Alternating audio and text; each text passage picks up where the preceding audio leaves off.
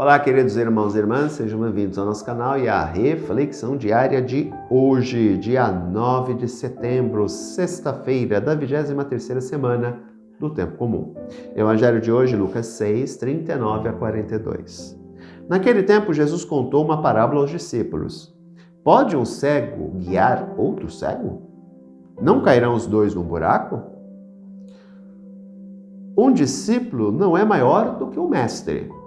Todo discípulo bem formado será como o mestre. Por que vês tu o cisco no olho do teu irmão e não percebes a trave que está no teu próprio olho? Como pode dizer a teu irmão, irmão, deixa-me tirar o cisco do teu olho, quando tu não vês a trave no teu próprio olho? Hipócrita, tira a primeira trave do teu olho, então poderás enxergar bem para tirar o cisco do olho do teu irmão. Jesus aqui utiliza de uma situação, né, e de um meio, parábola, para explicar algo muito importante, né?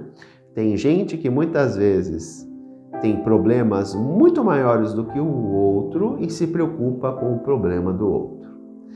Trave, cisco. Trave, muito maior do que um cisco. Muitas vezes há pessoas, como eu falei, que tem dificuldades, pecados, situações muito mais graves do que o outro, mas foca no problema do outro e não foca no seu próprio problema. O cristão ele deve entender que ele não tem que se preocupar com a vida do outro. Ele tem que primeiro se preocupar com a sua vida, buscar resolver as suas questões. Lembremos daquilo, né, que eu já falei nessa semana mesmo, de eu ter que me aproximar da luz para poder identificar em mim aquilo que precisa ser curado, daquilo que eu preciso ser liberto, daquilo que eu preciso ser limpo. Quanto mais eu me aproximo da luz, mais capacidade de enxergar eu tenho de identificar aquilo que está sujo em mim para poder limpar, né? O meu pecado, os meus defeitos, as minhas deficiências, as minhas fraquezas, as minhas misérias, aquilo que eu preciso mudar.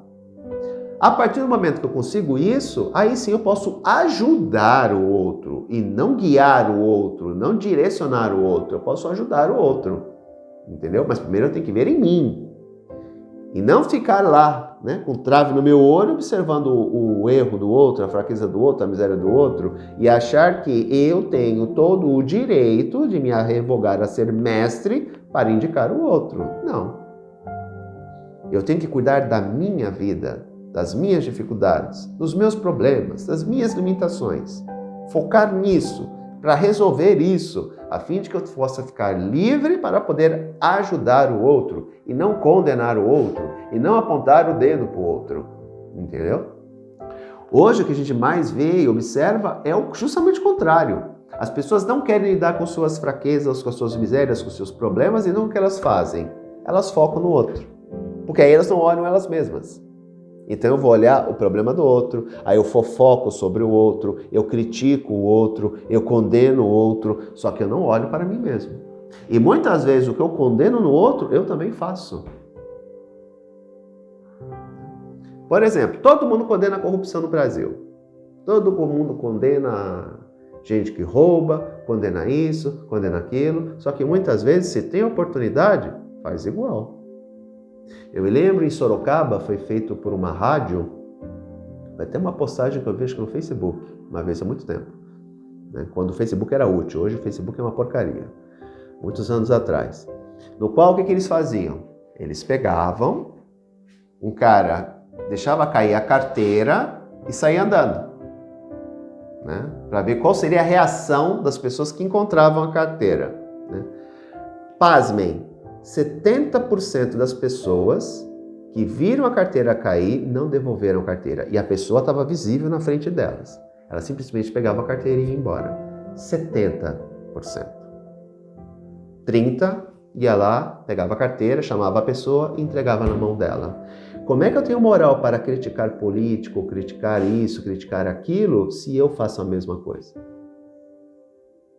É interessante, por exemplo, você vê às vezes em reportagens, em jornais ou em veículos de comunicação, que é uma festa quando alguém pega um dinheiro, uma carteira, uma mala, alguma coisa que contenha dinheiro e devolve para o seu dono. Isso é o correto de ser feito. Isso não deveria nem virar manchete. como se fosse algo extraordinário. Isso deveria ser algo corriqueiro. Aquilo que não é meu, eu tenho que devolver para o dono. Simples assim.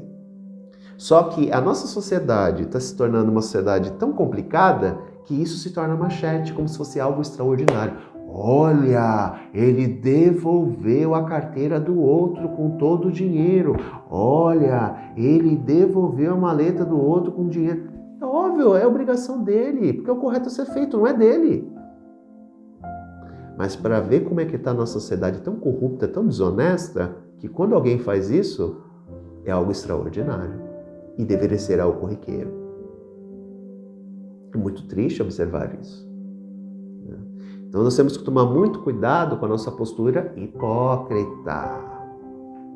O que eu mais vejo são cristãos hipócritas, que se prezam pelos valores da família, Deus, pátria, e são os primeiros a traírem a sua esposa. Isso quando traem as suas esposas com mulheres, outros traem com homens, e aí vira aquela carcaça de cristão, pai de família. A gente tem que tomar muito cuidado com isso. Temos que ser quem somos e não sermos hipócritas, de ficar condenando as pessoas, apontando o dedo para elas, quando nós, muitas vezes, dentro das nossas casas, cometemos os mesmos erros dos outros, né?